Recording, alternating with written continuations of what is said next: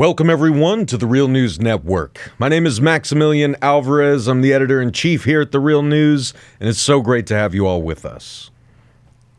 And I'm Marc Steiner here, and at the Real News with the Marc Steiner Show, and it's good to be with you all. And you've been involved in this struggle for quite some time, haven't you, brother? Are you trying to show my age? Well, Marc himself, as you know, if you've listened to the Marc Steiner Show here at the Real News, has been involved in the anti-occupation struggle since 1968. Yeah. And that anti-occupation struggle continues today. And on today's live stream, we're going to dive back into the student-led protest movement that has become known as the Student Intifada. And we're going to talk with a panel of students, grad students, and faculty members from the University of Michigan, Purdue University in Indiana, and Oxford University in the United Kingdom. This is a grass-led movement involving students, grad students, faculty, and other members of campus communities on college and university campuses around the country, setting up encampments, occupations, and protests to demand an end to Israel's U.S.-backed war on Gaza and ethnic cleansing of Palestinians, and to pressure university administrations to disclose and divest their institutions' financial ties to the Israeli war machine and the military-industrial complex. This movement has even spread to campuses around the world, with encampments in France, Australia, Japan, Canada, the UK, and more. And here in the United States, especially in recent weeks, it has faced draconian repression from police, university administrators, Zionist antagonizers, and attempts by hostile politicians, pundits, and pro-Israel lobbying groups to smear and dox participants, silence their right to protest, suspend students, or worse. Over 3,000 demonstrators have reportedly been arrested between April and May alone.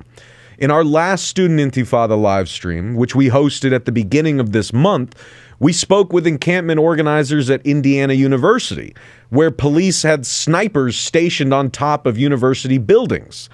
Our own LA-based reporter, Mel Buer, was there on the ground at UCLA filming on the night of April 30th as campus police let Zionist counter-protesters barrel into the encampment and violently attack Gaza Solidarity protesters before eventually clearing the encampment. And Mel was there again last week as students erected a second encampment, which police forced to disperse soon after. While the systematic slaughter and displacement of Palestinians continues, including with this week's attacks on Rafah and refugee camps there, all funded by our tax dollars, people of conscience everywhere, including on college campuses, are doing whatever they can to stop it. And today, as we always do at The Real News, we're going to take you directly to the front lines of struggle so you can hear for yourself what is happening on the ground at these encampments, how students and allies are confronting the repression they're facing, what will happen to this movement as the school year ends and summer begins, and what you can do to get involved. Now, before we get rolling, I just wanted to quickly remind everyone that The Real News is an independent, viewer and listener-supported grassroots media network. We don't take corporate cash, we don't have ads, and we never put our reporting behind paywalls. We have a small but incredible team of folks who are fiercely dedicated to lifting up the voices from the front lines of struggle here in the U.S. and around the world. But we cannot continue to do this work without you and your support. And so we need you to become a supporter of The Real News now. Just head over to therealnews.com/donate and donate today. It really makes a difference. Now, Marc, before we get to our amazing panel of guests, I want to turn to you and ask if you can help ground this conversation with some historical perspective. Because, as we said at the top, you've been involved in this movement yourself for many years. You've covered this movement and the occupation on your show and on the radio here in Baltimore for decades. And you were there during the student movements in the 1960s, when young people across the country rose up to fight for free speech, to fight racism, to fight for civil rights, and an end to the U.S. war in Vietnam. And like the student protests back then, the student protests that we're seeing today have turned college and university campuses into this flashpoint for a larger battle that's raging within the country. So I wanted to ask if you could tell us about the comparisons that you see between then and now. What's different? What's changed? And what can people in the movement today learn from those student struggles 60 years ago? It's simple and it's complex. I mean, the movement against the war in Vietnam was also because people felt threatened because they were being drafted into the army to fight in Vietnam and didn't want to go to Nam. So the anti-war movement was kind of based in draft resistance, which is a little different than what we're facing now. It also was based in the black liberation struggle here in this country. And that made a difference too, because it was about black people dying in the streets, the Black Panther movement being slaughtered in front of our eyes, and all that was kind of part of what was built around the movement. And I also think that part of it was that what you saw was a movement that came out of the universities, but it also involved organizing in poor working class communities, and that kind of shifted the whole dynamic of what was going on. Because the slaughter in Vietnam was a genocide, millions of people dying in Vietnam, and people went to jail because of that. And also we had, when campuses erupted, people talk about Kent State, where 4 students died. It was horrendous. People don't talk about the other campus where people died, which was Jackson State University in Mississippi, which was a majority black institution. And 2 students were killed, 12 were badly wounded, some came out crippled. Nobody covered Jackson because it was black, like they did Kent State. Not minimizing Kent State, just nobody covered Jackson. So the struggle was a bit different. This one of the biggest similarities is the complicity of universities in the Vietnam War, as a complicity with universities in the slaughter of Gazans, the slaughter of Palestinians by the Israeli army. And you're seeing something really, I think, different in this struggle. I'm seeing in my own community, the Jewish world, where we are seeing tens of thousands of young Jews saying, no, not in our name, which is fundamentally different than what you've seen before. I wouldn't be surprised if one day the clashes, when Zionists attack, the clash will be between Jews saying no and Zionists coming in to attack. So I think this is it's a very different dynamic we're facing today. In some ways, more intense because this war happening now has global ramifications for us. Yeah, man, I really appreciate that. And again, I highly recommend that everyone watching and listening listen to Marc's show, the Marc Steiner Show, because, you know, he is constantly bringing in this historical perspective and other voices from the movement, you know, in the 60s, 70s, and like, we need to learn from y'all as best we can if we are going to win these struggles. And this is a struggle that we need to win, right? And the only other thing I would add to that, because I want to then cut to our incredible panel, is that 2 elephants in the room, but like the very culture and the ways that we perceive Israel have changed dramatically, you know, from then to now. Yeah. And I know later in the conversation you'll talk a bit about how you yourself made that journey from Zionist to anti-Zionist to non-Zionist, right? Like you have been on that journey, and that's been part of your political struggle as well. But across the country, we've had a major shift in the ways that the average population is seeing and perceiving the occupation. And of course, the radical restructuring of our institutions of higher ed over the kind of course of corporatization in the past 40 years, where universities' complicity in the war machine is not just in terms of the research it's providing, but in terms of like the massive endowments that they are like using to invest in the war machine. So like that itself has also really changed the game in a lot of ways. But I want to I really appreciate that, and I want to like roll that into our incredible panel here and kind of hear firsthand about what they're going through. So let's go to them right now. Sama, I want to turn to you first. You know, we spoke on the Real News podcast a little under a month ago about the encampment at the University of Michigan and your involvement in the organizing. Now, obviously, with police raiding the encampment last week, things have changed quite a bit since we last spoke. So I wanted to ask if you could walk us through what's been happening on the ground over there in Ann Arbor since we last spoke, especially in the past week. And if you could also please reintroduce yourself to the good live stream viewers and listeners.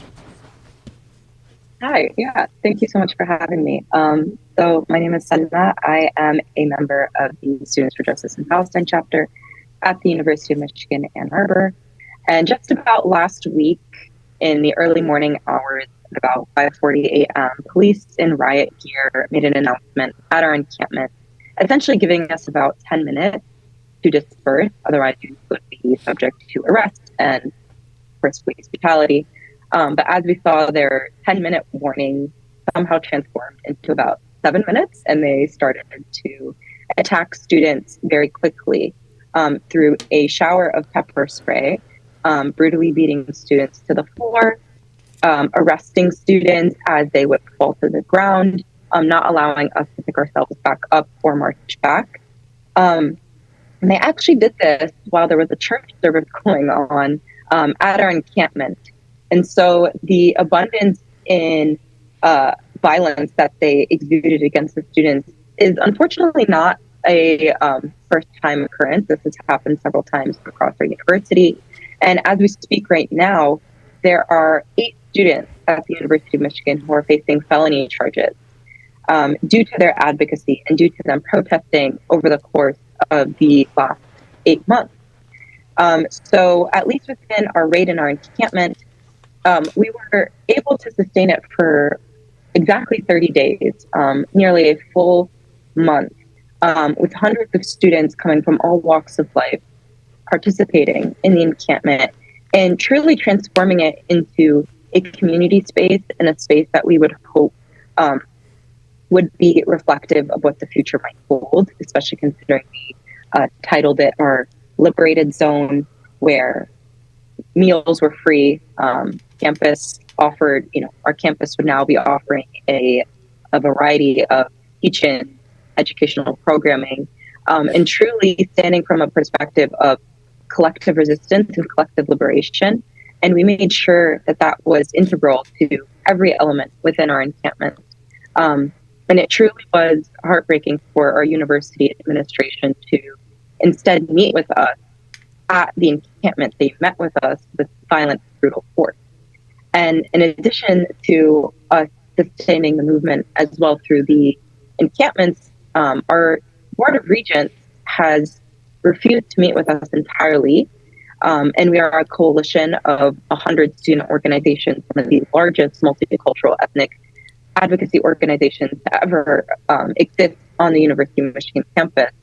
And they somehow not only ignore us, but also our faculty staff, and faculty senate passed a resolution also calling for divestment, one of the first in the nation. And so they have ignored us at the student level, the faculty level, the staff level. And so we are entirely taking the movement into our own hands. It is no longer operating on their own terms, but rather on our own. We cannot operate and function as though we can just appeal to the humanity of the Board of Regents because they have proven that they're unfortunately non-existent. And so not only have we protested within our university streets, but also in front of the University Board of Regents' homes. Shortly after, immediately when our encampment was raided, we headed over to our Board of Regents' homes and taped our demands directly to their front door. And to the head of the Regents, Sarah Hubbard, we stood outside of her front door and essentially set up tents there. And we said, since you haven't come to the encampment, we are now bringing the encampment to you. And we had Palestinian students begin their speeches at the house of Sarah Hubbard, our Board of Regents, by stating, since we have waken up the notifications of our dead loved ones on our phones for the past 8 months every morning, this morning you too will be waking up to their names. And so we read their names and we protested in front of their homes. We protested outside of nearly every single campus event, because these are the terms and conditions to which they have decided to meet with their students. If they have not decided to come to talk to us to divest from death and divest from genocide, we have now made the issue of Gaza and the question of Gaza at the forefront at every institutional event and activity. And that is why the movement has been able to sustain itself for so long, because it is the red line that we are going to address within our university campus. And it thankfully has exposed every single person within our campus who's either decided to remain silent and remain complicit versus those who have decided to be conscientious. And that is ultimately the step we are taking forward in our movement, considering that they have refused to engage in dialogue with us. Oh yeah, thank you so much, Salma. And we're gonna come back to you in the next round to talk about like where things go from here. And also, as I stated on the podcast that we did here at The Real News with Salma, as I've stated on every interview I've done with anyone from the University of Michigan, I just want to disclose that I myself am an alum of the University of Michigan. I was a graduate student there, member of the grad student union. So you can take whatever I have to say about the University of Michigan for what it's worth or not, but you should absolutely listen to students on the front lines like Salma. Now, Marc, I want to toss it to you because I know you got a question for our next guest. Yeah, there's a bunch of things here. First, I'm curious, as a Michigan grad, even though you're at Oxford at the moment, talk a bit about what you heard her say and your reflections on that from your experiences there. And this is for Amy Tess. Can you also introduce yourself a little bit as well? Yeah, hello. Hi. So I'm Amy Tess. I am currently a PhD candidate at the University of Oxford in the UK, but I am from Michigan and I did my undergrad at the University of Michigan. I was there very recently, only 2017 to 2021 is when I graduated. And I want to tell you, Salma, like, I have been watching the organizing you all are doing with so much pride, like, especially when the Tahrir Coalition went up. And I looked at that list of student organizations on there. What is it, over 90 now or something? I don't even know anymore. I remember thinking to myself, there is no world in which that would have happened during my time at the University of Michigan. And to be clear, I was not doing Palestine organizing when I was there, so I don't want to take credit for any of it, but I was very, very adjacent to it, and I was doing a lot of other organizing. And the movement for Palestine at the University of Michigan has been going on for a long time, obviously, as it has at every university.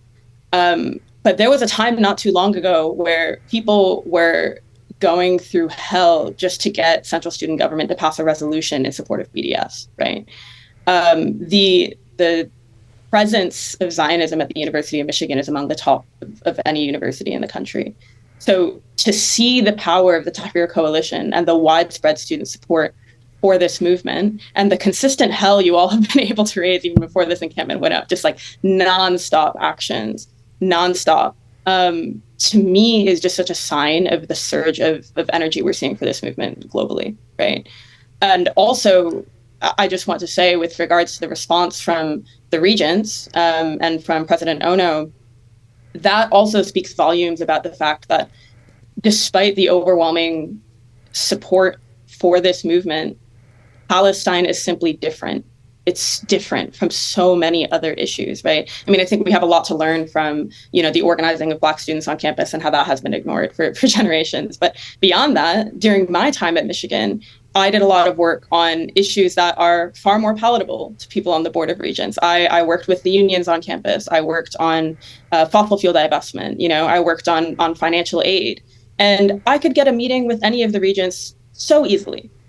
So easily, with far less of a coalition than you're describing. And so I think it just speaks to the way that we have such an uphill battle facing the Goliath that is the global apparatus of Zionism, and the lengths that the administration is willing to go to silence you all despite the overwhelming support that you have, I think really speaks volumes. But yeah, I've been telling all my friends in the UK about you all. It makes me so happy to see. So that's my thoughts on it. There must be something in the water in Michigan. Because yeah, man, we got some radical folks coming out of UM, baby. Even from the '60s on, Michigan was always, and before that, Michigan was always a center of kind of radical ferment and students speaking out and fighting for justice. Mm-hmm. So it's interesting that this continues now in your generation. It's the same. It continues. Yeah, baby. Port Huron's just right up the road. Port Huron's, David. SDS. Yes. Yeah. But let me shift for a minute and go to Oxford, where you are now, and talk a bit about what's been going on, about the demonstrations taking place at universities, from what I've been reading across Britain. Yes. But take it out from Oxford. Tell us a bit about what's going on. Yeah, I'm so happy to be here talking about Oxford and what's happening in the UK, because I don't think it's getting quite enough coverage in the US media. And there's so much to learn about the global movement, the student intifada that's happening in campuses around the world, and especially in the UK, where there are so many parallels to the US, both in how universities operate and also in the complicity, obviously, of the British government. But the thing to know about the student intifada here is that all of it is operating on a slightly later timeline than the US, right? We've been organizing for Palestine, obviously, for months and months, but we saw what happened in America and we started planning our encampments. So May Day and around May Day was when some of the first encampments went up in the UK. We went up at the same time as Cambridge on May 6th. And then in that week is when many others started springing up as well. And in Oxford and in Cambridge, these encampments have particular significance. We are quite literally the heart of the British Empire. Oxford and Cambridge have, the graduates of these places are the ones who wrote the Balfour Declaration. The location of our encampment here in Oxford, well, now we have two, which I'll get to, but our first encampment is sat in front of the Pitt Rivers Museum, which is, during the Rhodes Must Fall movement, was called the most violent place in Oxford because it is home to colonial artifacts, up the wazoo. And we're around the corner from Rhodes House, the home of the Rhodes Scholarship, right? So the symbolism of being at this university and having the movement for Palestine that we feel is tremendously important. But on top of that, there's also the material reality of the fact that, the UK-wide movement for Palestine is absolutely terrifying those in power, not just at our universities, but also the UK government, right? 2 days after the Oxbridge encampments went up, the Prime Minister, Rishi Sunak, called all of the vice chancellors, the heads of universities in the UK, to Westminster to discuss this issue of campus protests. And what we have been seeing since then is, keep in mind, all of this is a slightly smaller scale than the US, right? So all of this is very viable. What we've been seeing is a coordinated effort from universities across the UK to suppress campus protests to the point where some of the statements, I'm like, did you guys copy paste this? Like, is this coming straight out of Westminster? I don't know what's going on. So it's very, very interesting to see the threat that this poses, not just to our universities, but to the UK government. That being said, looking at the comparisons between the US and the UK, the first week that we went up, I was getting, frankly, way too many questions from press, distracting questions, comparing us to the US, sometimes throwing the US universities under the bus, saying, you all look so much more peaceful than the US. You look so much less like you're agitating. We're not seeing violence. This looks like a little picnic that you have going on. And obviously we know the reason why. It's because we do not have a militarized police force that is forcing violence on students, right? And that's changing, which I'll get to. But at first, the tactics of repression that were being used in the UK looked very, very different from the US. The violence was still very much there, but it was far more invisible. It was this coordinated effort that's coming from the government, coming from administrations, coming from places like Oxford that have literally not changed in 900 years, being absolutely stone cold towards our efforts, despite the fact that the coalition that we have at this university is absolutely unprecedented. So I'll wrap up, but I want to make clear the significance of the movement at Oxford right now. Okay, so right now, at this university, I never thought I would see the support we have for our demands, which are uncompromising. We have been extremely clear on our values. And yet we have over 600 faculty and staff who have signed on to a letter with their full names, endorsing our demands unequivocally, no condemnations of Hamas, nothing, just endorsing us. 14 trade unions in the city, including trade unions at the university and the main university and colleges union, which is the faculty and postgraduate researchers union and staff. Have endorsed us and have been instrumental in the organizing for our demands.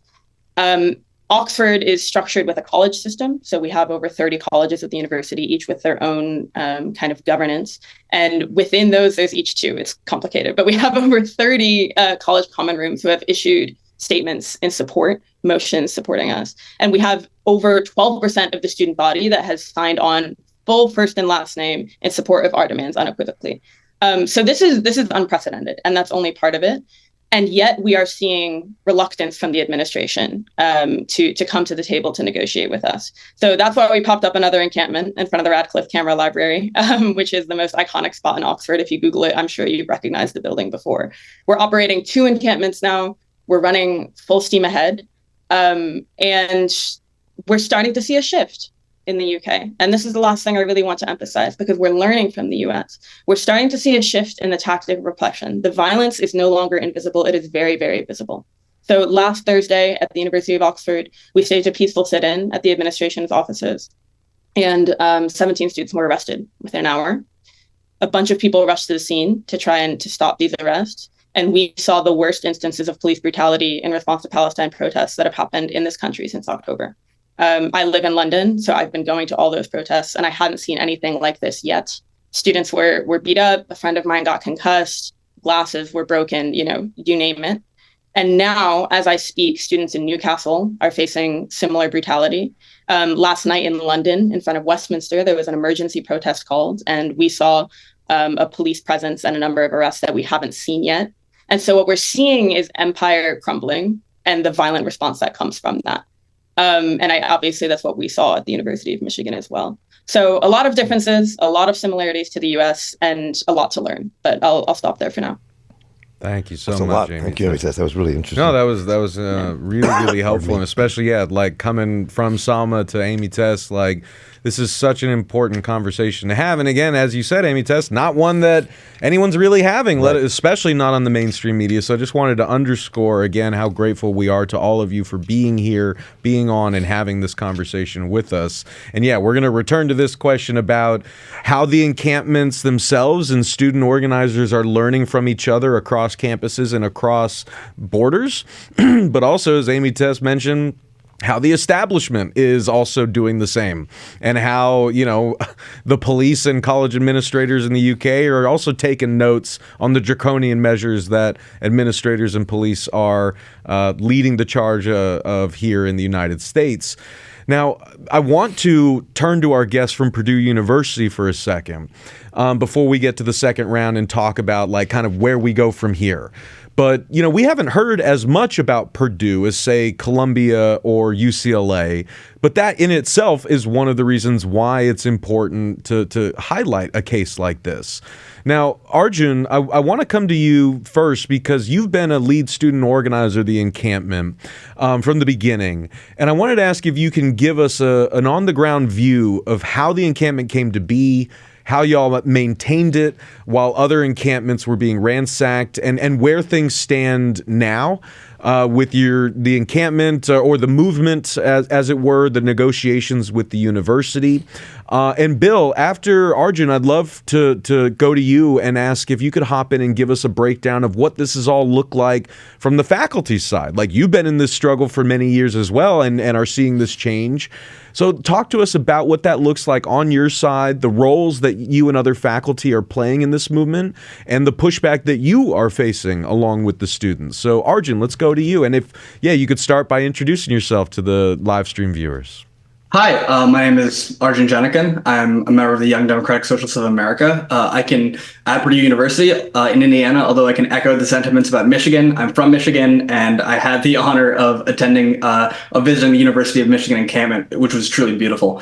But a bit of a history on Purdue University, specifically on the pro-Palestinian movement there. In October, after the genocide first began, the Students for Justice in Palestine, a coalition formed centered around them with the Young Democratic Socialists of America and our local chapter of Jewish Voice for Peace, where we are holding consistent events every week centered around divestment of our university.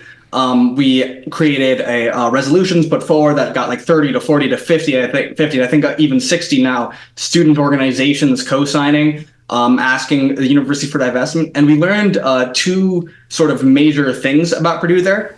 For one, Purdue University as many universities, but Purdue specifically, is a feeder school, what we call it, for the military-industrial complex. They rent out swaths of land to companies like Lockheed Martin or Raytheon or Caterpillar that have office buildings on our campus. These are companies that are, of course, directly involved in perpetuating not just the Israeli occupation, but forever wars in general. And they have like a litany of human rights abuses listed against them, global bribery cases, and so on and so forth. And Purdue University gets a lot of its money, publicly, a lot of its money from these companies. The second thing we found out very quickly is that Purdue does not give its students a lot of vehicles for change or for organizing.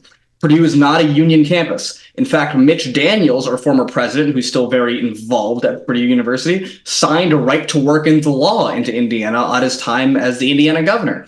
Although the organizations that are organizing in favor of a graduate student union or a faculty union or anything like that are explicitly pro-Palestinian organizations and have lended their support, they do not have standing. In addition, as recently signed into law, Indiana Senate Bill 202 gives the Board of Trustees, who have almost sole power at Purdue University, to deny professors tenure if they don't agree with the political views of their content. So what we learned very quickly about that is that Purdue, and to their credit, they very much tried to put on a public face of free speech, of negotiation, but they really have no way for students or organizers to organize in a sense of allowing them to come to the table with these conversations with having any real meaning behind them.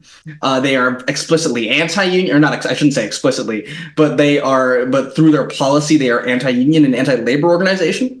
And they have refused to acquiesce to the demands and asks for Students for Justice in Palestine, even longer before this, even long before October 7th, but afterwards, even with this groundswell of majority popular student support, they have refused to come to the table and negotiate with us. When the encampment started up, however, which sort of started up as a reaction to the encampments going on worldwide, and the idea was, even though at Purdue University, where it's considered a conservative school, the way you can tell that is because it's ranked high in all the free speech rankings. We thought our main goal initially was to just add another university to the list of all the encampments to add our voice, our very powerful voice, to the groundswell of student support.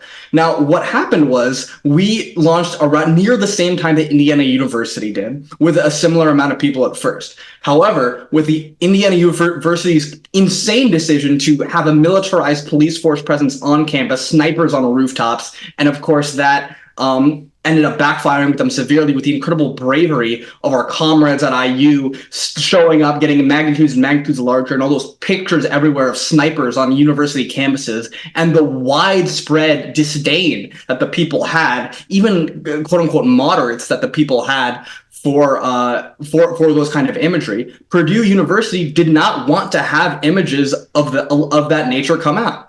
So what they did is, instead of police repression, they actually asked for police not to get involved and try to suppress speech through an administrative lens. They would do things like they would come up to us and be like, "Hey, we're not going to, we can technically, like Purdue Student Administration, we're not going to do this as long as you violate our no camping policy," which is very helpfully defined as anything that looks like camping.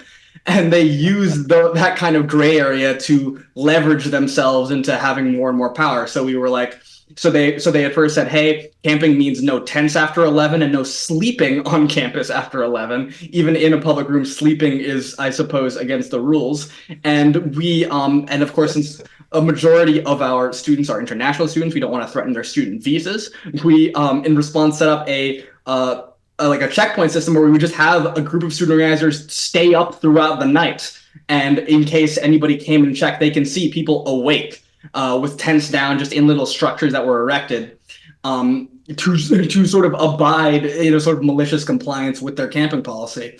We were able to toe the line in that way of avoiding explicit student repression until our campus grew more, our encampment grew more and more and more. We saw a lot of community support coming with the encampment. This is, again, because of our brave comrades at IU, at Columbia, at University of Michigan, which was a big inspiration for us at Purdue, making the encampment a sort of symbol of worldwide protest. We had community members coming in, delivering food. We had community members who I have not seen at all, who were like saying, oh, I've always wanted to show up to one of these protests, but I couldn't. And then they're staying overnight, awake, of course, staying overnight, helping out, bringing up food, and the community showed up in a big way.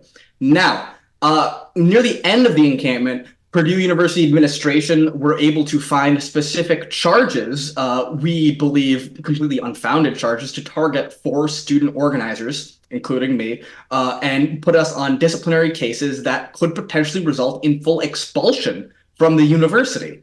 They registered us to have disciplinary cases go on where they would collect information and speak to us. That was in April. It's almost June now. We have heard nothing on that front, so they are still sort of holding over a disciplinary case over us. And what's very important about that is that, as they well know, two of the organizers they have threatened are international students.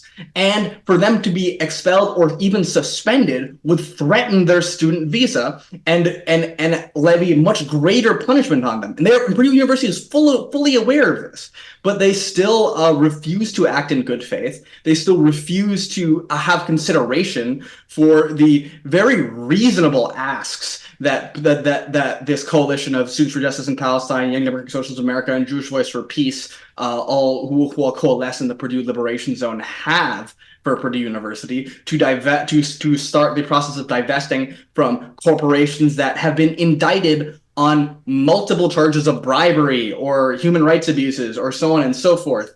They even refuse to give the Arab students a cultural center. Cultural centers are a huge part of identity and organizing here at our university campus, and they have refused to give SWANA, which is the name of our Southwest Asian and North African Student Union, who have been lobbying for a cultural center for years now. They have refused to even do that. They have refused to engage or offer any sort of reparations to the Palestinian students in any way. And what's interesting about that is that on the aftermath of October 7th, the president of the university came to Hillel. He said, he used the words that, this shows that October 7th shows the difference between a good civilization and a barbaric one, I believe were the words he used. Ooh.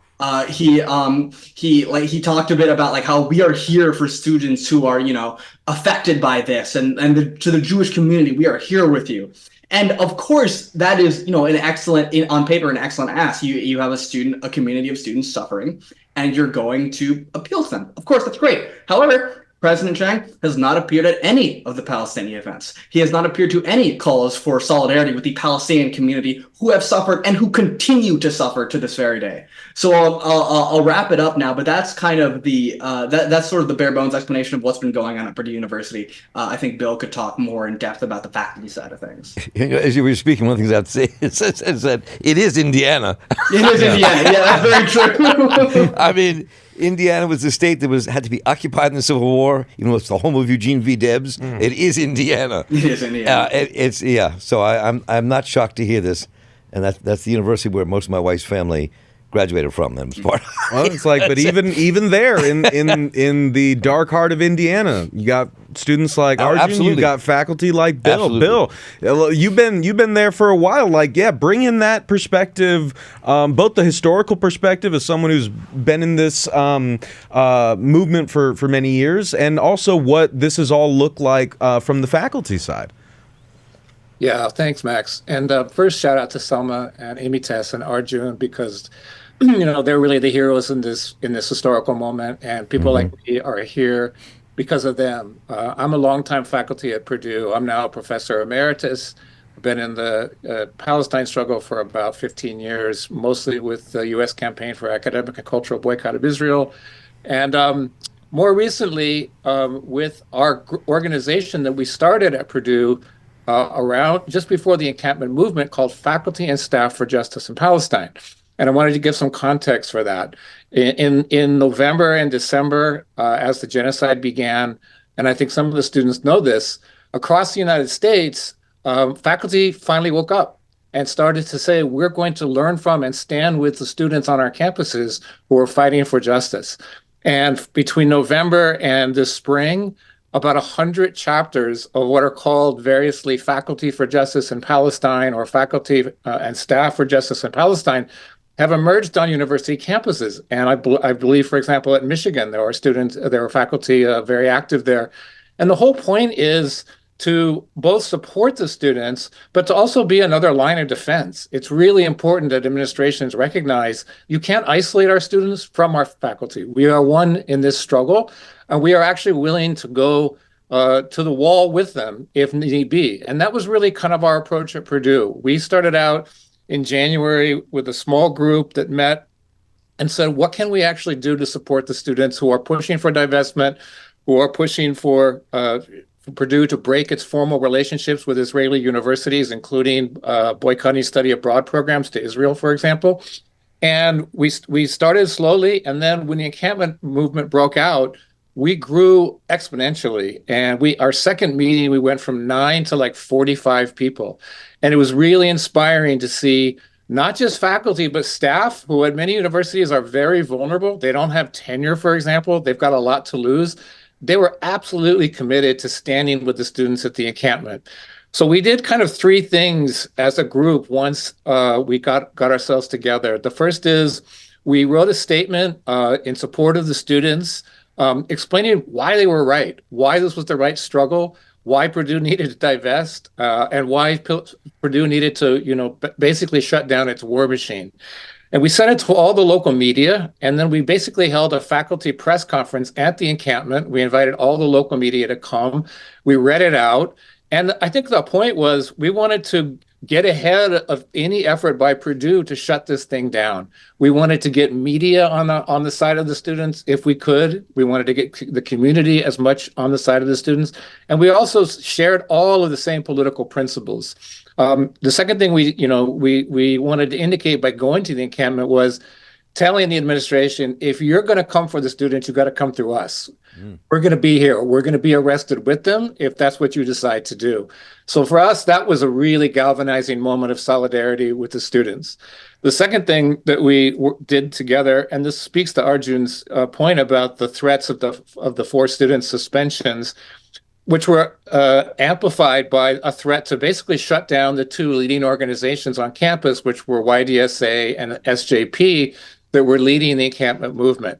So we put out another statement defending the students. It was basically hands-off Purdue students.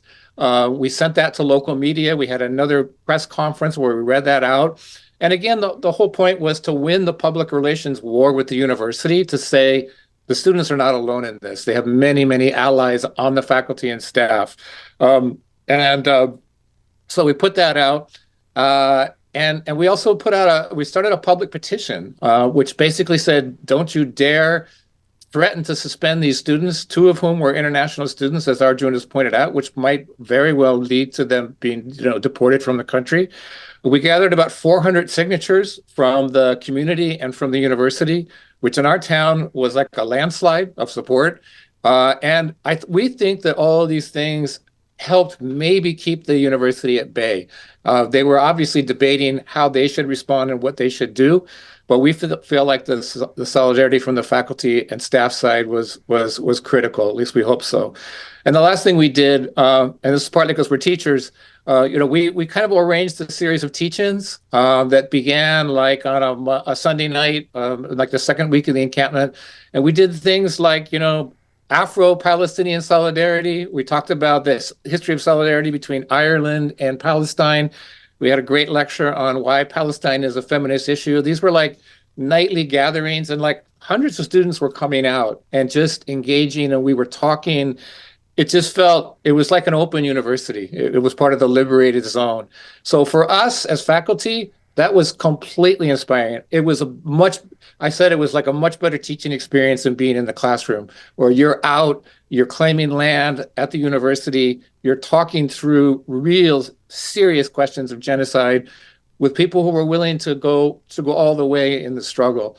So from the faculty side, this whole moment of the encampment has been an absolute inspiration, but also I think an absolute call to the faculty that we can also not go to sleep. We have to be ready to come back in the fall to support the students in whatever way we're able to do so.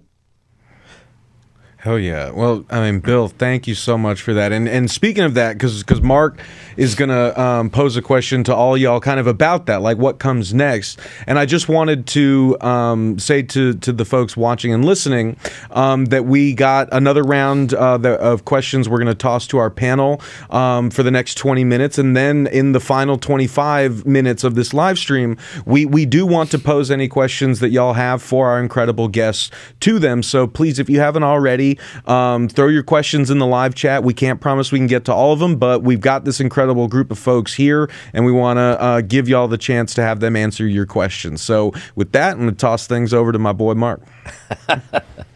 This is fascinating. I mean, also to me, that hearing the differences between what's happening on campuses, given their locations and their histories, I mean, it says a lot also about this divide in America, which is part of what I want to talk about.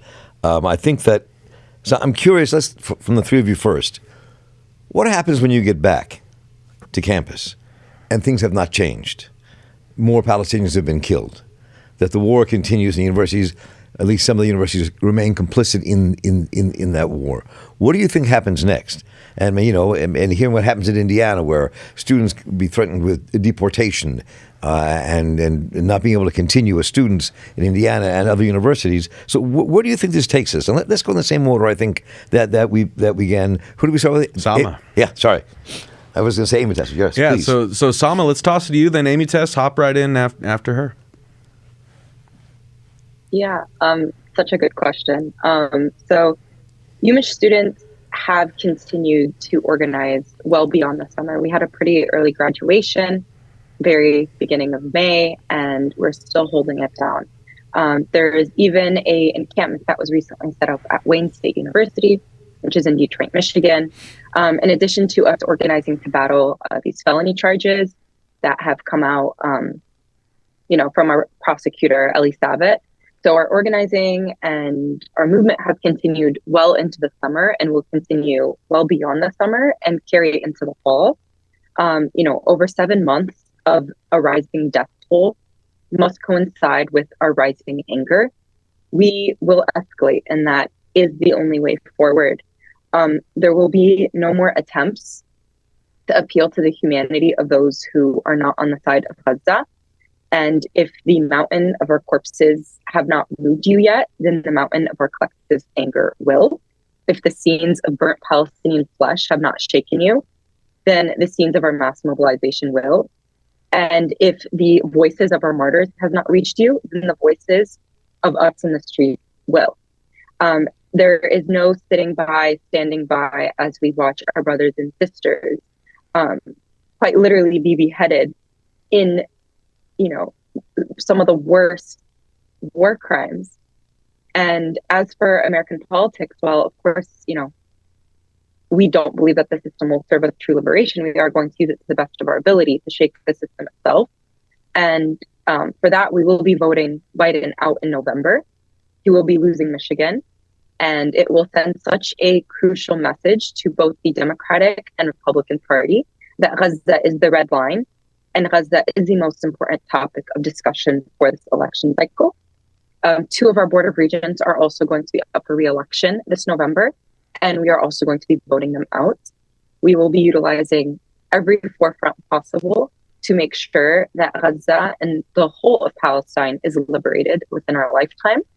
And so while they think, they're dependent on students to kind of cycle in and out, and they are expectant of our institutional memory to die out, that is not going to be the case. We are passing our knowledge down. We are passing our organizing skills and our experiences down. And not only are we passing it down the next, student body, but also horizontally to campuses all across the world.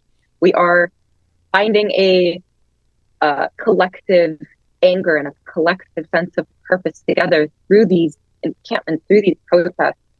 And we are sharing this widespread of knowledge that there is a better world and there can be a better world. And that starts with us liberating Palestine. So that is one thing that we're hopeful to continue on throughout the summer, throughout fall semester, and throughout the rest of the remaining years yet to come until we see a liberated Palestine from the river to the sea. And Amy Tess, like you and I know from our days back at University of Michigan and organizing there that, like every campus, the administration's weapon of first resort is summer break, right? So whether you are striking as a grad student union, waging direct action in encampments on campus, the main thing is just wait them out till summer and then it's all going to peter out, kind of thing. But obviously in the UK you're on a different timeline, school year timeline. So yeah, I wanted to ask if you could pick up there and talk us through if there are particular nuances in the UK system that we should be mindful of, but also, yeah, same question. Where do things kind of go from here, from where you're speaking in Oxford? Yeah, the first thing to know is that we do still have 3 weeks of term here at Oxford, and most UK universities do have some time. But regardless of whether term is on or not, the reality is that genocide can't happen on the university's delayed timeline, right? I have plenty to say about the fall, and I'll get into it in a moment. But the first thing is thinking through what are the victories we can win now with the platform that we have now. Here at Oxford, that looks like a few things. One is we are in an excellent position as a coalition, and we will continue pressuring in the ways that we have been for the remainder of term.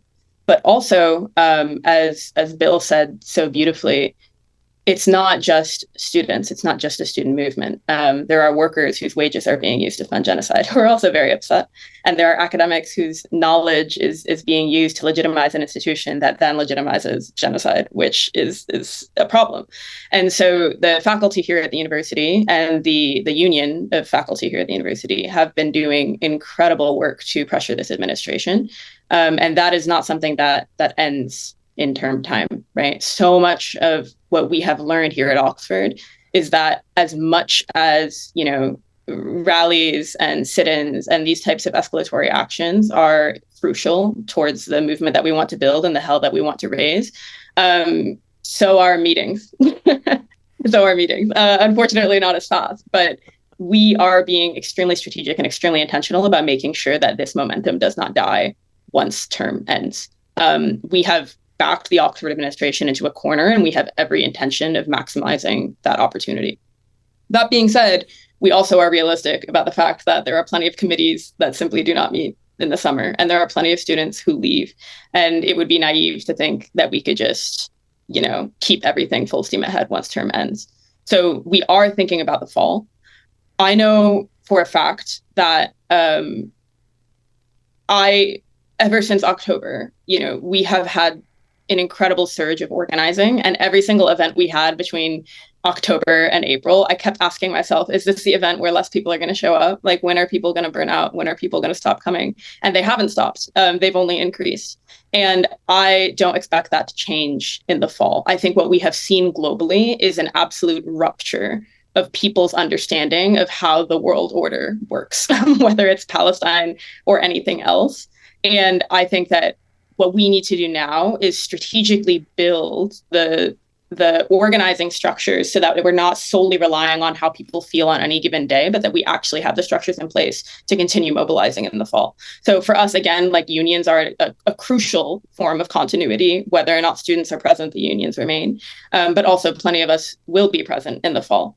The last thing I'll say is that it's really important that we divide the line or dissolve the line that the narrative tries to build about the university and the rest of the world somehow being separate things. Students still very much exist when school is not happening, and students can very much take to the streets. They can picket arms factories. They can do all kinds of things that still continue building pressure both on their universities and their governments that aren't necessarily on campus. And so we are very, very focused on mobilizing people as this genocide is ongoing, and continuing that engagement so that when we are back on campus in the fall, we can do what needs to be done. Oh, yeah. Arjun, Bill, we're going to toss it to y'all. What happens now from where you all are at Purdue and beyond? Take it away, and then, we'll turn to our audience questions. This is going to be a bit of a summer of research for us. Purdue University is a public university and therefore subject to FOIA. We can get all the information we need over the summer about what specific deals we want to target, what specific financial ties we have to these companies, what specific ties we have to Israel, how we can how we can pressure those, what legislation needs to be drafted for us to be completely divested. And around those causes, we can organize. I've been organizing at Purdue for a few years now, and the Palestinian organization is by far the issue that has gotten the most people mobilized. If we can get a union, or if we can even organize around union, around union building, around strike building around specific specific demands, if we can use those demands to get these people who have come into the fold of organizing because they see what's happening in Palestine and they want to get active, and then we take that energy and transfer it into a union, and we have all the work already done for what day one of a potential union forming of what needs to happen. That is going to heavily bolster our momentum if we have a clear path for exactly what we want to do in the fine details come the fall. Now, echoing what Amy Tess said, we are also very much encouraging students when they're not, here at Purdue to go and be involved in their local community. Try and swing by encampments near you. I know many of my comrades here are visiting the Wayne State encampment. Keep being involved. When it comes to the local side of Purdue, like West Lafayette, as opposed to Purdue University specifically, and the Democratic Party presence in there, of course, being a college town, it has a lot of Democrats. I see with the general Palestinian movements two major paths we can go to with the Democratic Party. The Democratic Party is the current party in charge, and they provide the means for the genocide. There is, I suppose, a bit of a debate on whether or not the correct course of action is to seize and supplant the Democratic Party, or to abandon them in favor of a new vanguard party. Now, while I personally believe that the seizure and supplanting of the Democratic Party, changing it into an explicitly pro-Palestinian organization is a more viable option, if the Palestinian movement, and this was discussed at the recent People's Conference for Palestine, which I attended, decides that the only course of action is to build a vanguard party aside from the Democratic Party, I will have no compunctions about devoting my full labor to that. But the point is that if the current political structures, the current city council members who refuse to pass even a milquetoast ceasefire resolution, the university senate members who refuse to even heed calls for divestment, they need to be those bodies that have the power to move mountains in this situation need to be seized and supplanted. And we need to identify those targets over the summer, which we are doing. We are power mapping. We are finding, okay, these are the people who have voted down a ceasefire resolution. These are the people who have ties to the military-industrial complex in this way and this way. How can we target them? What specific what specific clauses can we try and activate to back out of some of these contracts, so on and so forth. We are preparing more and more ammo for a complete seizure of the means of genocide as is on our campus. And again, Purdue specifically, huge military-industrial complex campus. Our labs are donated to us from Lockheed Martin, from Northrop Grumman. Missiles are made here, right? The means of this genocide are quite literally on our campus, and they need to be seized and disarmed fully. And we need to do that by making sure we strike precisely and making sure that we are able to carry this momentum and organize it into full labor power. I'll toss it over to Bill for the next steps and the faculty side, but that's just the way I see the next steps being for Purdue University. Yeah, sure. Thanks, Arjun. Just two things. The Faculty and Staff for Justice in Palestine is already preparing a document which is basically going to fully endorse and second the demands of the student movement at campus, and specifically around divestment. Because I've been in the BDS movement a while, this moment of moving and pushing actually for divestment, more has happened towards divestment in the last 6 weeks than has happened in 10 years. It's incredibly critical that we seized the moment of divestment. Just historically, if you remember, it took the BDS movement in South Africa almost 30 years before it actually won. We're in the early to middle stages of a struggle that we can win, but we cannot let go of the divestment demands on the universities. And from the union side, I really appreciate what people have saying about broadening out the struggle. I mean, the University of California graduate students are on strike right now, right? They've begun a rolling set of strikes with UAW 4811, basically to respond to the police violence on campus. We need this kind of tactical disruption everywhere there's a faculty and student union on campuses across the United States. We have to actually use labor power now to shut down campuses in the way that I think Arjun is talking about. So I think the California model here is something that we should be looking to emulate. I'm a member of a local 6741, which is the American Association of University Professors. And our plans over the summer and fall are to push for divestment. We're trying to encourage the American Federation of Teachers to divest from its Israel bonds. And we're actually trying really hard to push the American University of University Professors to overturn its historical opposition to boycotts of Israeli universities. And we actually think these are big leveraging points because American administrators always point to the AAUP's rejection of boycott to reject boycott, right? So we're trying to create wider space now for students and faculty and to use union power to kind of open that further going into the fall. So I think that's part of how I see things that I hope unfolding. Yeah. Well, again, I'm just so grateful to all of you for your time and for sharing all of that with us. And I just wanted to remind everyone watching live right now that we got another 29 minutes here in the program that we want to focus on questions from you all. If you have them in the live chat, please do send them there. We've got a couple so far that we're going to kind of pose to our panel here. One that was already sort of addressed was a question about suspensions and potential expulsions and even criminal charges that students are facing. As we heard our panelists talk about, these are very real. And I would also encourage folks to check out a great report at The Appeal, the magazine The Appeal, where they are tracing the charges that student protesters are facing, many of which, the fate of many of those cases is going to depend on local prosecutors. And The Appeal is trying to track those different charges. And our amazing guest did address in different instances, like the ways that university administrations are weaponizing the threat of suspension or expulsion on Gaza Solidarity encampment organizers, and the heightened stakes of that for international students who could get deported for that. So I just mentioned that to say it was a question that came up from our audience. Our great panelists have addressed it, but if there is room to speak on it more in this last section of the live stream, please feel free to do so. I want to pose another question here to the whole group, but I want to start with Marc and Bill, and then I want to open it up to Salma, Amites, and Arjun.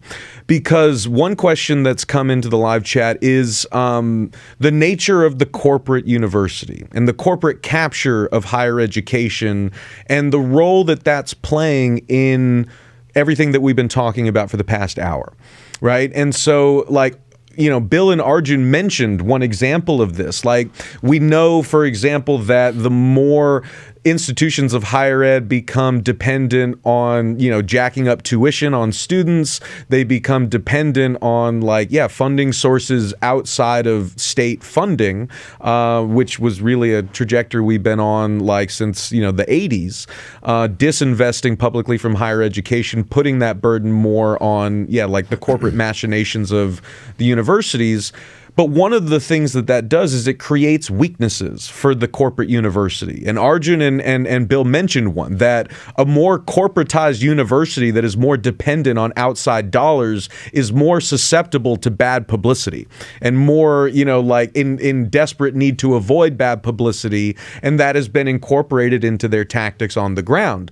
And so I wanted to pose this question to Marc and Bill first. If y'all could talk a little bit about the change in the nature of higher education in this country, and kind of like how that you recall that shaping the terrain of the protests in the 60s and early 70s, and then like how it's changing the terrain now. And again, we're going to pose this to the whole panel so our student and grad student panelists can speak on this as well. Well, I mean, I'll start quickly and throw it over to Bill. I think that I'm not so sure things have changed that much. In the 60s, there was this whole analysis and chant about the military-industrial educational complex. And it was real then, it's real now. And part of it is that especially in private universities, they don't get the public funding the public universities get, and even public universities do this as well. They're reliant on corporate money. They have to have it for research. The military research still supplies huge percentages of funds for the universities to function. Whether it's here in Maryland, whether it's University of Maryland or Johns Hopkins University, which is private, they all survive on military-industrial money. And I think that is something that is difficult to change because it has to goes to the heart of how we support public higher institutions and how much we're willing to support them. I mean, I'll give you an old fogey thing here for a second. I mean, when I was at the University of Maryland for the brief period before flunking out, tuition was like $500 a semester. Fuck off. From my generation to yours. Keep going. Pardon my French. But things have changed drastically now. And so I think that this is a much larger question than the question of struggles on campus individually. This is a much larger question about how we fund our higher education and the role of the corporate sector in that education, which has become greater as deregulation has taken place and as our military industrial complex has grown, not shrunken, but grown. And I think that so it's a huge question. It's a huge struggle. It cannot be answered easily or quickly. Yeah.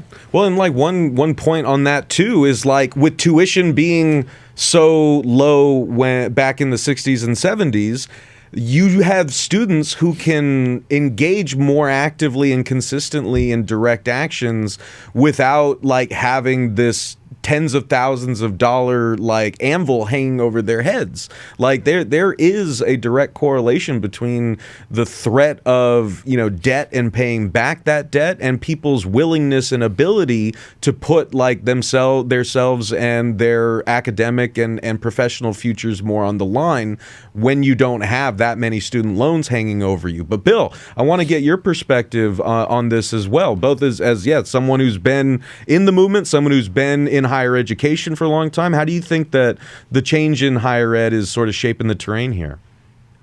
Well, I think when it comes to Palestine, the influence of private money and donors has played a huge role in the Zionist clampdown. I was at the University of Pennsylvania in September for a Palestinian Literature Festival. This was before October 7th. And the donors at Penn were pulling money left and right from the university because there were Palestinian writers coming to their campus. They were explicitly Zionist, and they have subsequently helped lead that movement of the Higher Education Commission. They helped get the Penn president fired because she refused to walk a Zionist walk, at least to their standards. She was actually treating Palestinian students terribly, but for the donors' perspective, she wasn't doing enough. And we're seeing that all across the United States right now. And it is a structural problem. It does have to do with disinvestment and deinvestment in public education, public and private education, right, and opening the spaces for what Isaac Komola at Trinity College calls dark money.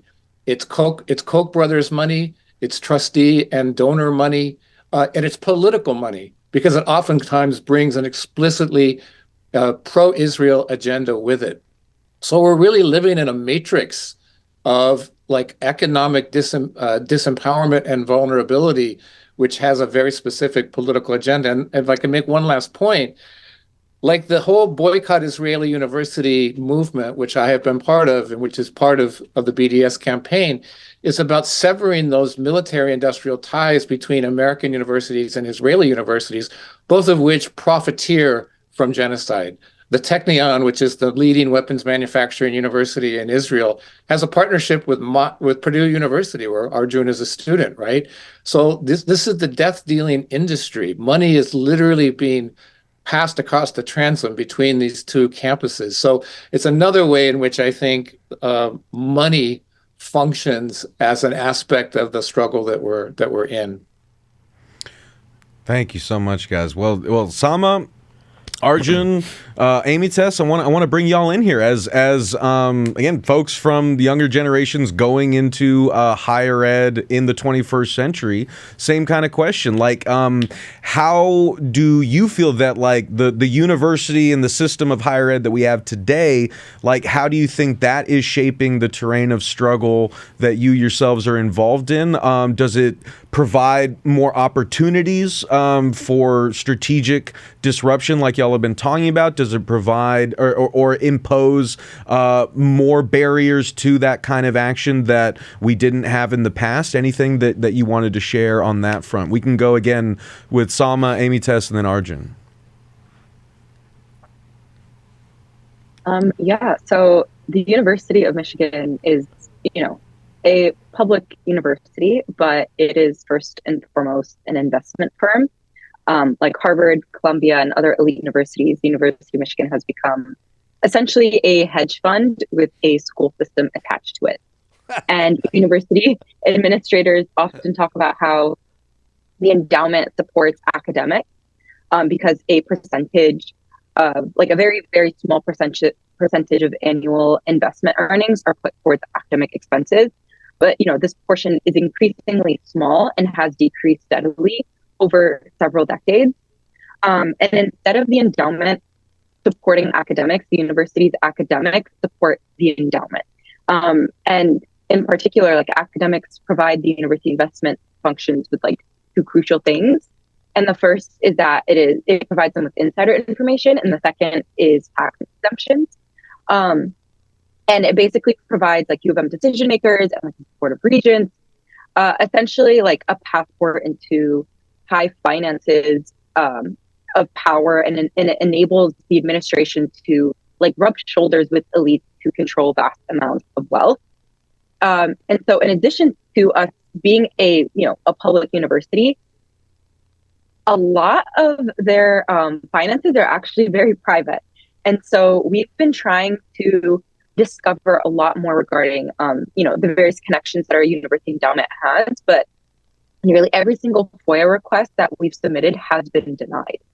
And it has just been increasingly evident that, while the university is seen as a public university, it is first and foremost an investment firm. And it is not truly contributing that money that it is receiving back into its students. Instead, it is funneling it into these weapons manufacturers, these warmongering companies, that is quite literally killing their students' family members. And it is just insane how they attempt to, utilize their funding in this increasingly like non-transparent way. And also while utilizing like public, suppressing public disclosure laws. So one thing that is evidently clear is that we absolutely do need to target the university endowment. And that can happen, through strikes and by shutting down the very functions of the university, because, appealing to their lack of morals just unfortunately has not worked, as history has shown. And that is something we are closely paying attention to. Oh yeah. Arjun, Amy, Tess, any thoughts on that?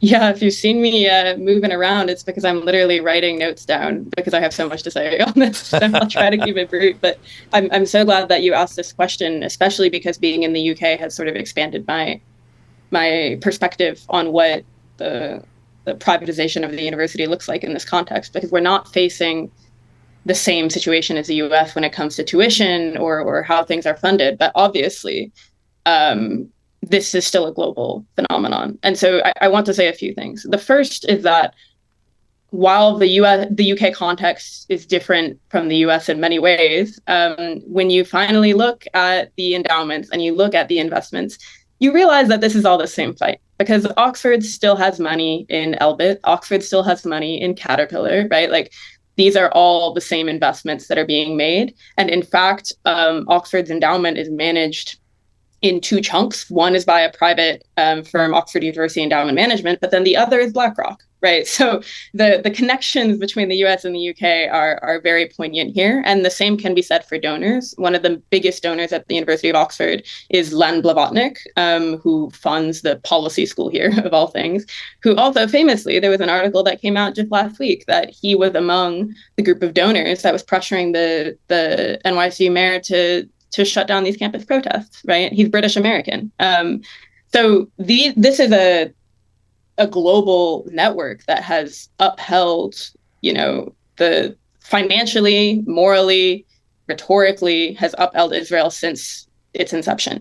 And that means a few things for us strategically. On the one hand, yes, it makes things harder because we're facing a global apparatus. We're not facing our university administrators. But on the other hand, what that does is very effectively blurs the line, again, between what the fight at the university is and what the global fight for a free Palestine is, which in my mind is actually very much a plus.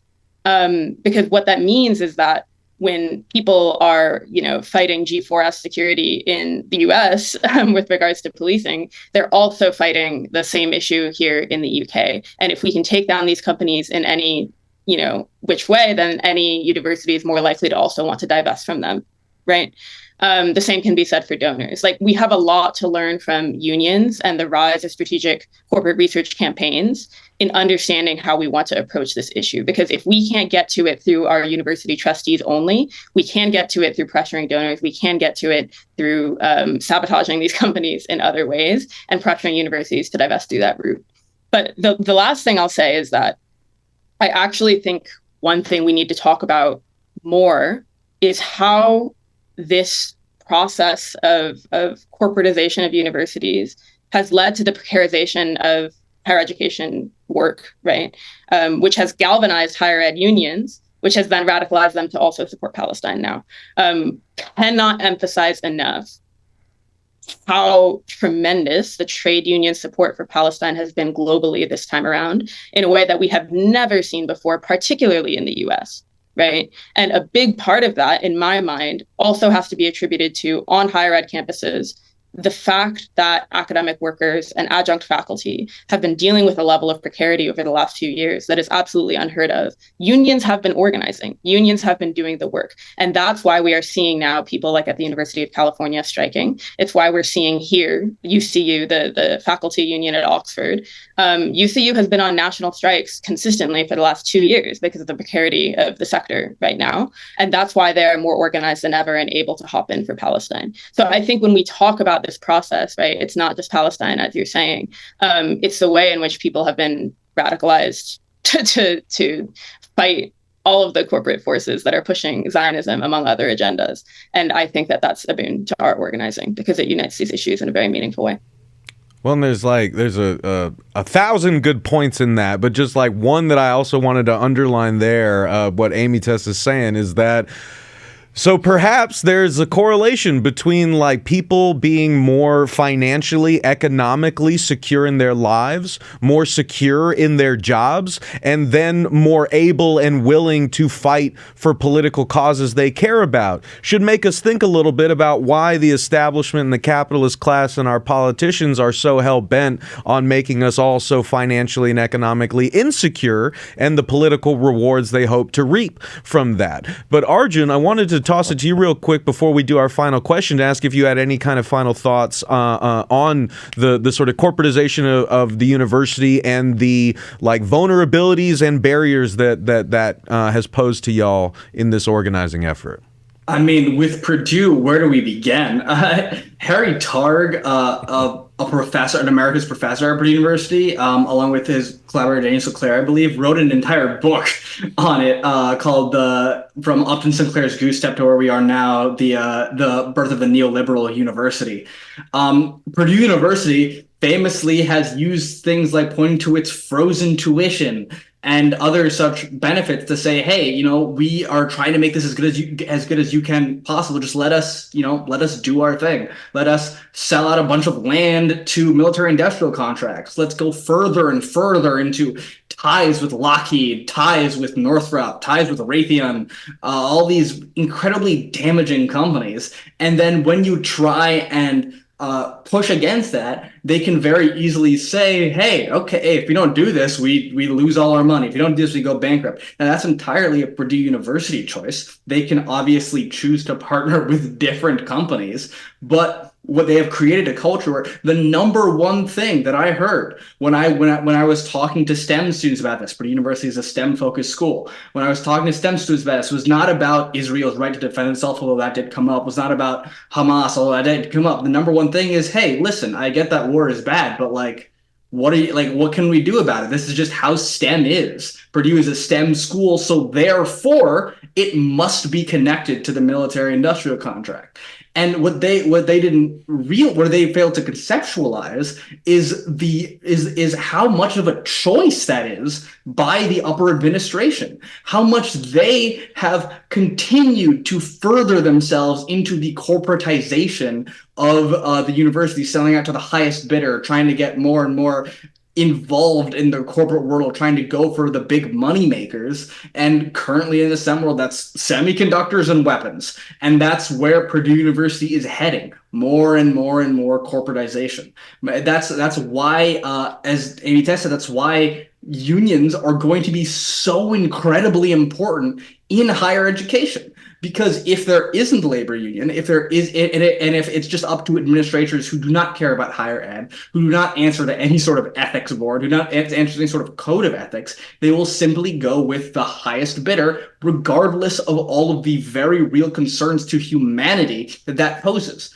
Purdue University, as it state right now, and I have no problem saying this, is contributing more to harm and to hurt humanity than to help it. And that should not, of course, be the case for a higher educative institution, but it is because of the specific policy decisions they've made.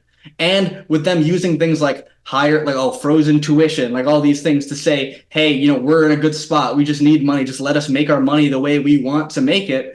They're using that to obfuscate from the very real harm it's causing.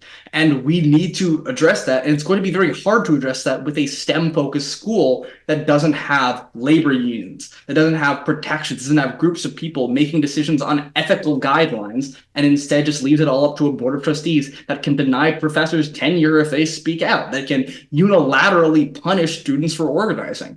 The corporatization of university and STEM schools is an insanely huge problem and will contribute further and further if it's not addressed to the widening and fattening of the greater military industrial complex. And I just really want to emphasize this point, that the primary role of labor unions in the pro-Palestinian movement is to divest from the military industrial complex as a whole unilaterally. And that is the only way that we can shift these universities from being a creator of death and destruction to what they should be, which is a place of growth. That's all I have to say about that, though. Well said. Well said. Beautifully put, by all of you. And I could genuinely keep this conversation going for 3 more hours, but I want to be respectful of everyone's time, especially our panelists, everyone watching, our incredible studio team running this behind the scenes. So we got just a kind of final lightning round here, and really it's the question that we try to end every interview with, which is, what can folks out there watching and listening do to help, right? We are not just passive consumers of news and information, right? The real news is where information and action nation meet. And so folks in the live chat, folks who are watching this, they want to know what they can do to help.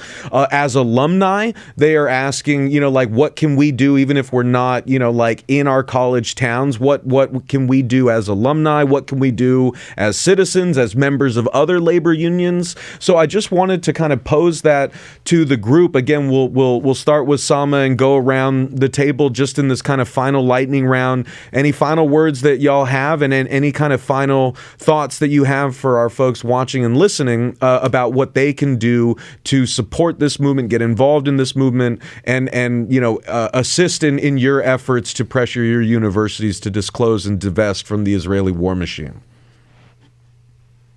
Yeah, well, I think the first thing that people can do that's a pretty easy step is to follow our socials. Our Instagram account is Safe UMich, SAFEUMITH. We are posting various ways for people to help out the students who are facing felony charges, including emails, apps, phone calls, and just pressuring our university as a whole. So it's super crucial that the broader community gets involved within that framework.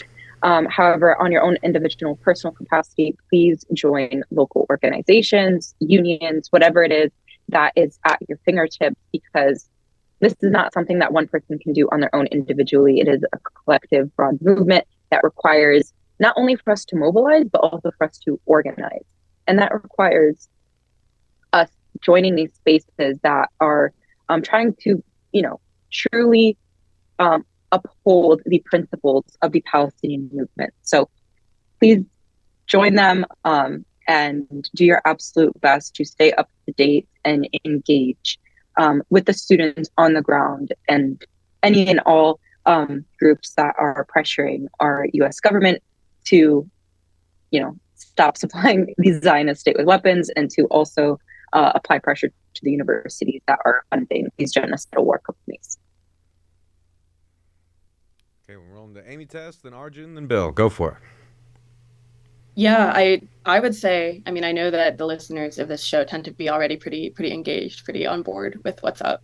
And so given that many of them are probably American, as an American who is now in the UK, what I would say is do your due diligence to understand where the global movement is at. And so what's happening in the UK, we are doing so much work to try and build solidarity with the US and vice versa. And that has been an essential part of the organizing we're doing, whether it's at universities, whether it's through trade unions or other means. That can start by following us on Instagram. It's AUXACT4PAL, the number 4, PAL. That's Instagram, Twitter, TikTok. But also, I would highly recommend getting news and following other accounts just about the UK, Palestine solidarity movement in general, and Europe as a whole. I think what I'll do maybe is send you all some handles that you can put in the show notes for when this podcast goes up, just so people can have that. But then, just emphasizing what Salma said, like, this isn't about the student movement, it's about the movement for Palestine. And so what everyone needs to do, especially now, especially with what's happening in Rafah, there's really no time to waste. If you haven't been doing everything in your power to mobilize before, it's not too late. Like, do it now. Whether that's getting plugged into your trade union and the efforts that are happening there, whether it's taking to the streets, I guarantee you that something is happening locally, and we need you to do it. Arjun. Absolutely. So I'll start with the plugs at YDSA Purdue and at SJP Purdue, that's Young Democratic Socialists of America, and Students for Justice in Palestine at Purdue University specifically. Every time a new update will come on the case, we'll make sure that YDSA Purdue and SJP Purdue publicize anything you can do with student movements, with calls, with helping the students who are threatened. Of course, that's including me and 3 other students who are facing expulsion charges.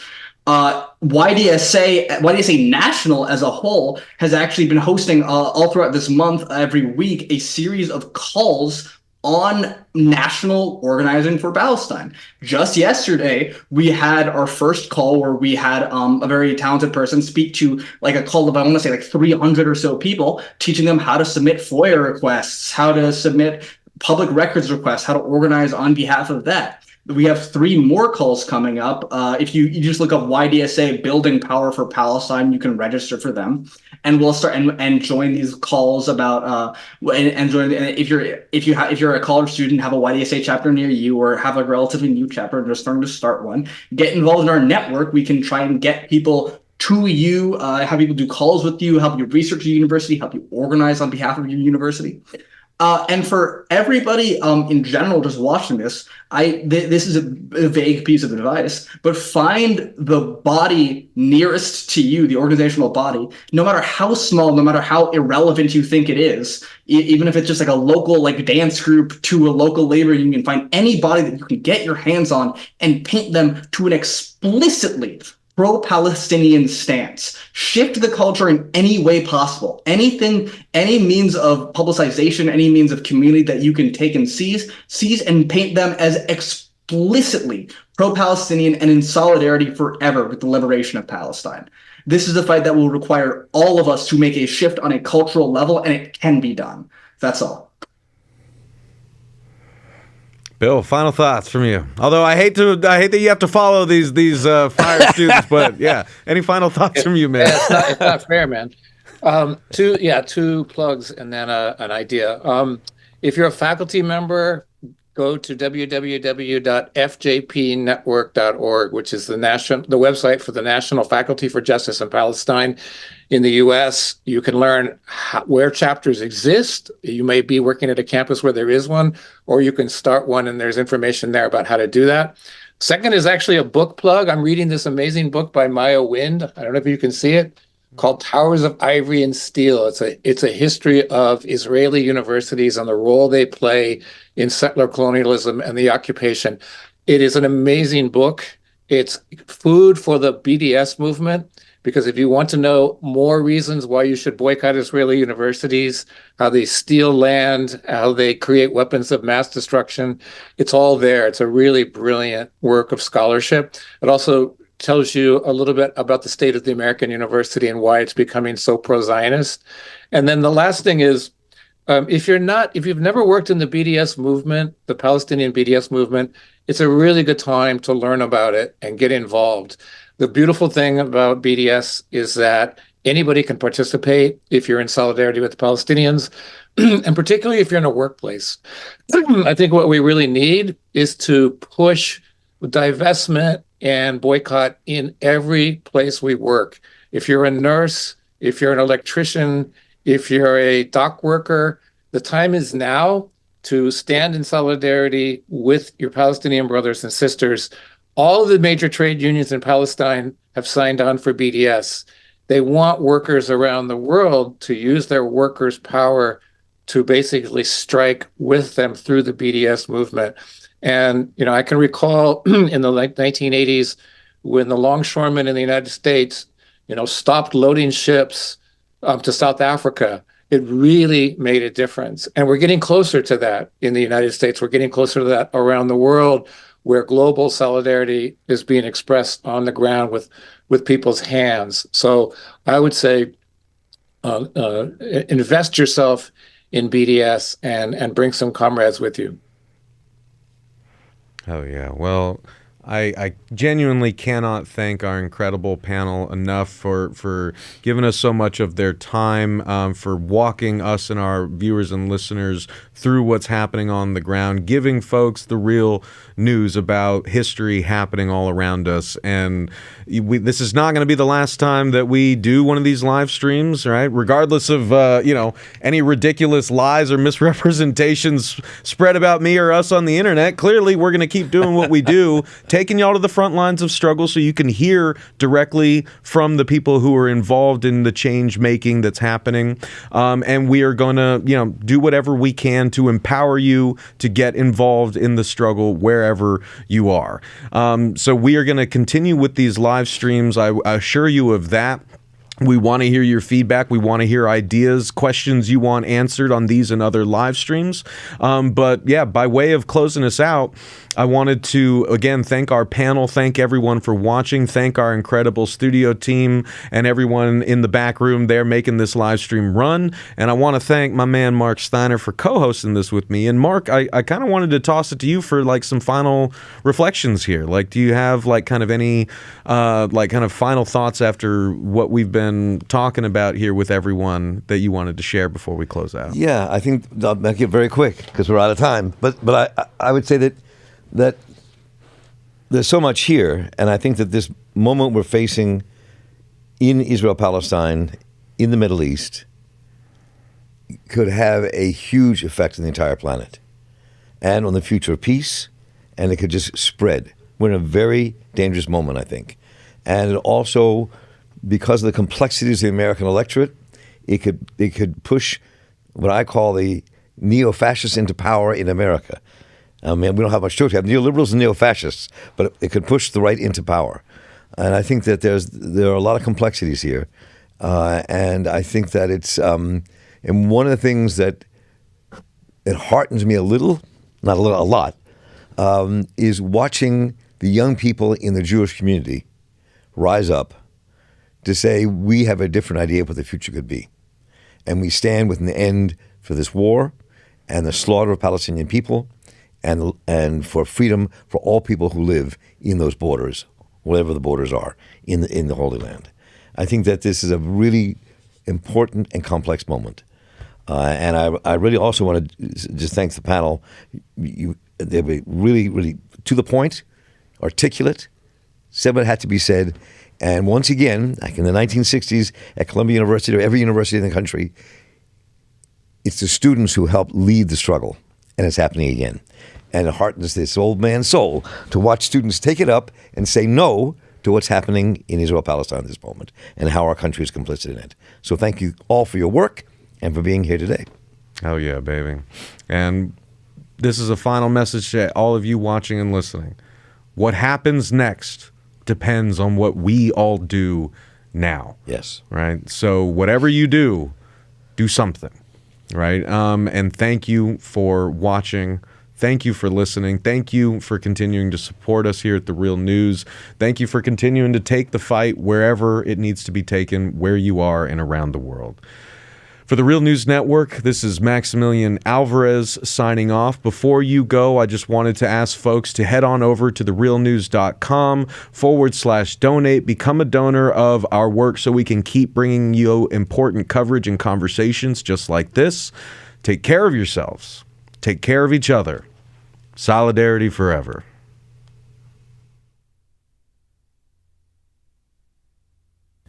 Thank you so much for watching The Real News Network, where we lift up the voices, stories, and struggles that you care about most. And we need your help to keep doing this work. So please tap your screen now, subscribe, and donate to The Real News Network. Solidarity forever.